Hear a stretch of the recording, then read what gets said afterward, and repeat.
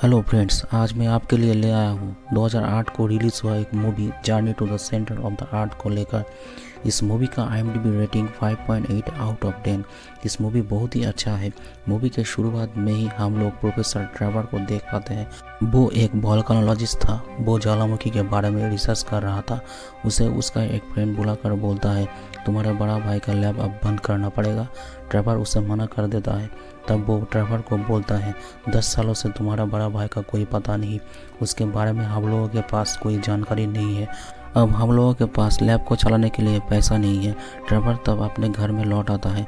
वहाँ पे वो उसके बड़ा भाई का वाइफ और उसके लड़के को देख पाते हैं।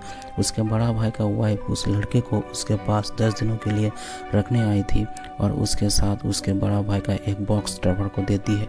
ट्रेवर वो बॉक्स को खोल कर देखती है। उसके अंदर उसका बड़ा भाई का चीज़ें था और उसके अंदर ट्रेवर के बड़ा भाई का एक फेवरेट बुक भी था। उस बुक का नाम था journey to the centre of the earth. वो एक साइंस फिक्शन का बुक था। ट्रेवर जब उस बुक को खोलता है तब वो वहाँ पे उसके बड़ा भाई का कुछ राइटिंग देख पाते हैं। वहाँ पे तीनों जगहों पे नाम लिखा था, बोलिविया, मंगोलिया और हवाई। इस सब नाम देखने के बाद ट्रेवर उसके बड़ा भाई के लड़के स्वयं को लेकर उसके लैब में जाता है। वहाँ पे वो कंप्यूटर स्क्रीन में उस तीनों जगहों को देखते हैं। ये वो जगह था जो उसके बड़े भाई का बुक में लिखा था। ये वही जगह था जहाँ पे वोल्केनो था। इस तीनों जगह के वेदर ऐसा था जैसा 10 साल पहले था, जब वो उसके बड़े भाई मैक्स लापता हुआ था। वो फिर से कंप्यूटर स्क्रीन पे देखते हैं। उस तीनों जगहों को छोड़कर एक और जगह था। उस जगह का वेदर भी वैसा ही था। उस जगह का नाम था आइलैंड। ट्रेवर तब आइसलैंड में जाना चाहता है। ट्रेवर तब स्वयं को बोलता है, तुम्हारे डैड और मैं हर वक्त वोल्केनो के बारे में ही बात करते थे।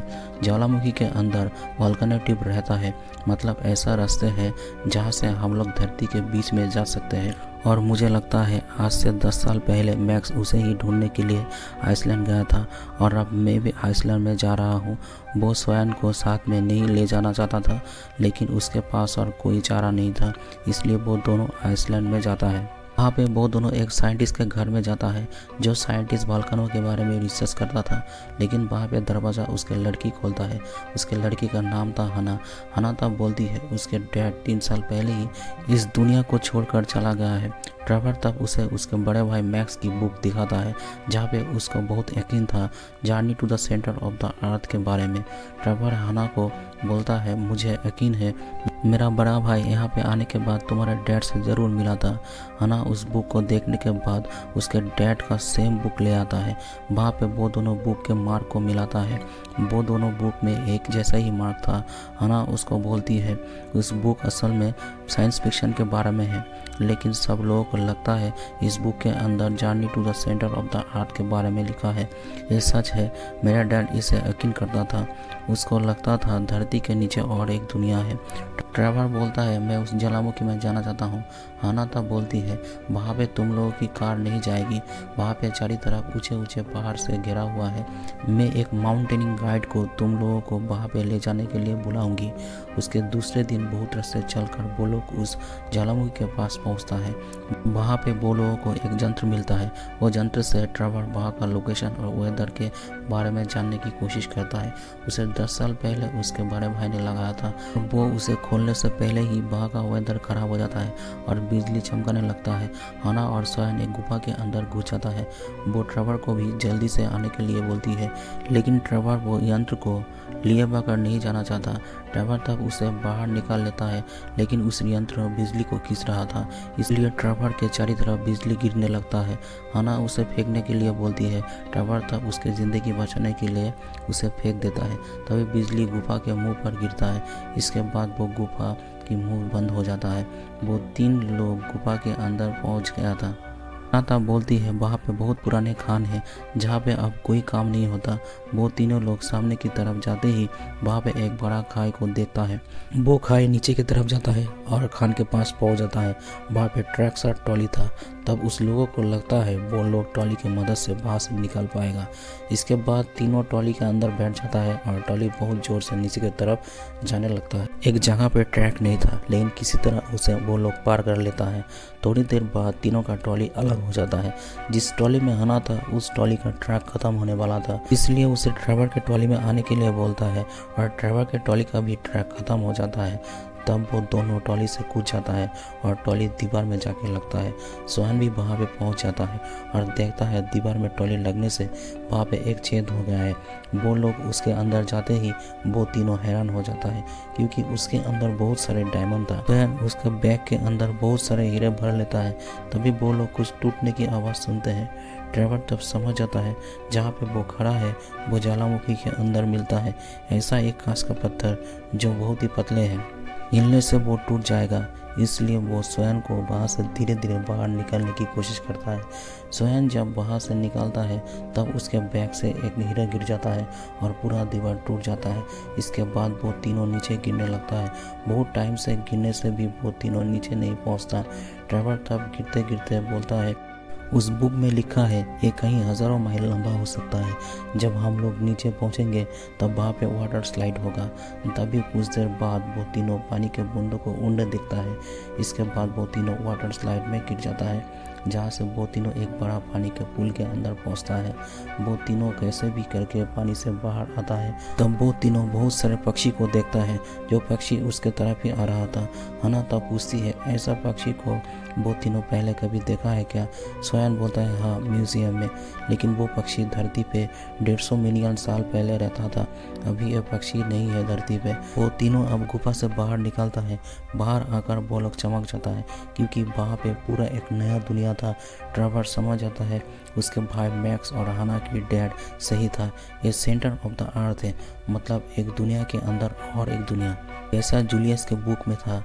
ड्राइवर बोलता है यहाँ पे पहले कोई आया था और वो सब बातें जूलियस को बोला था, इसलिए वो बुक लिखा। इसका मतलब यहाँ से कोई ना कोई तो बाहर निकला है। वो निकल सकते तो हम लोग भी निकल सकते। इसके बाद वो तीनों आगे की तरफ जाता है। वहाँ पे वो लोग एक ट्री हाउस को देखता है। उस ट्री हाउस के अंदर जाके ड्राइवर समझ जाता है यहाँ पे मैक्स रहता था और उसके बाद एक डायरी और नोट मिला था। इसके बाद हम लोग देखते हैं हना मैक्स के बॉडी को ढूंढ लिया था।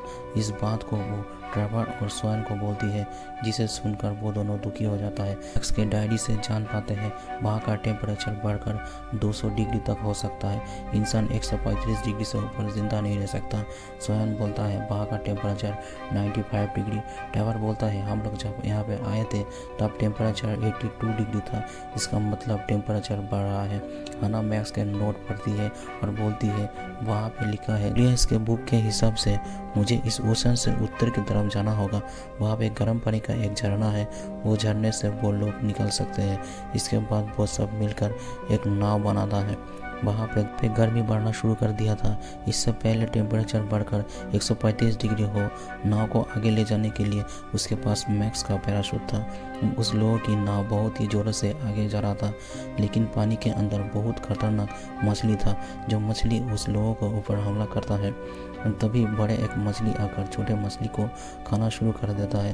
तब वो लोग उसके नाव को घुमा लेता है। तब हवा इतना बढ़ जाता है पैराशूट जिससे बंधा हुआ था वो टूटने लगता है। सोहन पैराशूट के 2 रस्सी को पकड़ लेता है, लेकिन वो उसे संभाल नहीं पाते। तब वो पैराशूट के साथ ही उड़ जाता है। वो आँख खोलने के बाद देखता है वो किनारे पे है। वहाँ पे उस पक्षी को देखते हैं जिसे वो लोग सेंटर ऑफ द अर्थ में देखा था। उसके अंदर एक पक्षी सोहन को रास्ता दिखाता है। वो उसे पहाड़ के अंदर के रास्ते से ले जाता है। सोहन वहाँ पे देखता है पत्थर जो उड़ रहा है, क्योंकि वहाँ का मैग्नेटिक फील्ड पूरी तरह से डिफरेंट है।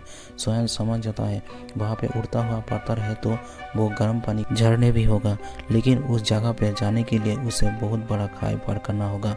सोहन खुद की जिंदगी की परवाह ना करते हुए पत्थर के ऊपर से दूसरी तरफ जाता है। दूसरी तरफ ड्राइवर और हना को देख पाते हैं। वो दोनों किनारे पे पहुंच गए थे। तभी एक पेड़ हना के ऊपर हमला कर देता है। वो पेड़ उसके डाल से उसकी गले को दबाता है। जब वो पेड़ हना को मार ही देता तब ट्रेवर उस पेड़ को जड़ से उखाड़ फेंकता है। तब सोयान ऐसे जगह पे पहुंचता है जहाँ पे बड़ा बड़ा कंकाल था। ठीक उसी वक्त एक डायनासोर उसके ऊपर हमला कर देता है। तब सोयान चिल्लाता है और भागते भागते एक पत्थर के अंदर बंद हो जाता है। डायनासोर उसे मारने से पहले ही और उसकी आवाज़ सुनकर दीवार तोड़ के उसे बचा लेता है। तभी वो लोग देखते हैं उसके सामने वो गर्म पानी के उल्टे झरने को। वहाँ से वो लोग भाग रहा था क्योंकि डायनासोर उसके पीछे था। ट्रेवर समझ जाता है जहाँ से वो भाग रहा है उस जगह का मिट्टी कच्चा है, इसलिए वो सोयान और हना को दूसरी तरफ भागने को बोलता है। डायनासोर जब उसके पास आता है तब मिट्टी और डायनासोर दोनों ही नीचे दब जाता है और डायनासोर खाई में गिर जाता है। इसके बाद वो लोग जहाँ पे पहुँचता है वहाँ का पानी बहुत ही गर्म था। वो लोगों को वहाँ से निकालने के लिए एक नाव चाहिए था। तब हना डायनासोर की खोपड़ी को नाव बना कर ले आती है। वो तीनों वहाँ से आगे जा रहा था तब वहाँ पे हवा आता है और नाव आउट ऑफ कंट्रोल हो जाता है। पानी भी वहाँ पे ख़त्म हो जाता है और उस लोगों की नाव एक खाई में जाकर गिरता है और पत्थर में अटक जाता है और वो लोग देखता है नीचे लावा है। ट्रेवर बोलता है हम लोग लेट हो गए, गीज़र ख़त्म हो गया है। असल में उल्टे पानी का गर्म झरने लावा में बदल गए हैं। इसके बाद लावे के ऊपर से बहुत गैस फैलने लगता है। इस गैस में इतना ताकत था जिससे भारी चीज़ भी बाहर निकल जाता है। ट्रेवर बोलता है पानी 2-3 घंटे बाद आएगा, तब तक हम लोग इस गर्मी से मर ही जाएंगे। हना देखती है दीवार भीगा है, इसका मतलब दीवार के उस तरफ पानी है। यहाँ का दीवार में मैग्नीशियम था जिसे इजी में ही ब्लास्ट किया जा सकता है। तब ट्रेवर उस दीवार को ब्लास्ट करता है और बहुत सारे पानी लावा के अंदर गिरता है। पानी गिरने से स्टीम बनता है और वो लोगों की नाव बहुत ज़ोर से ऊपर की तरफ जाने लगता है। इसके कुछ देर बाद वो तीनों धरती पे वापस आ जाता है और एक खेत में से जोर से नीचे की तरफ आने लगता है। कुछ देर बाद वो नाव एक फार्मर के घर से टकरा जाता है। फार्मर के फसल ख़राब हो गया था इसलिए वो बहुत दुखी हो गया था। इसके बाद वो इटालियन लैंग्वेज में कुछ बोलता है। तब ट्रेवर समझ गया था वो इटली में पहुंच गया है। इसके बाद सोयान बैग में से एक हीरे निकल कर उसे देता है जो वो वहाँ से लाया था।